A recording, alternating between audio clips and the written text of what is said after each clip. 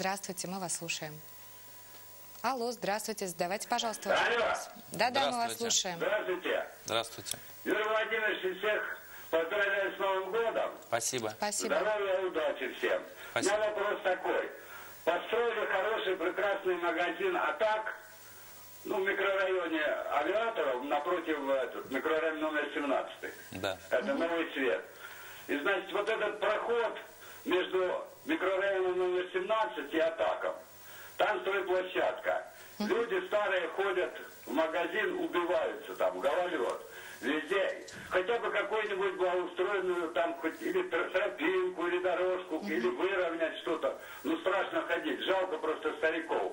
А вроде бы магазин не такой дорогой, и все туда фактически ходят. Спасибо большое за ваш вопрос. Знаю про эту проблему, знаю и такие житейские разговоры, что остановите остановку около дырки. И уже дал поручение непосредственно управлению жилищно-коммунального хозяйства, чтобы сделали там проход и сделали там цивилизованную дорожку, чтобы наши жители микрорайона Новый Свет могли ходить временно, говорим, временно, могли там проходить, пока не начнется строительство поликлинического комплекса на этой территории. Обязательно сделаем. Спасибо за вопрос.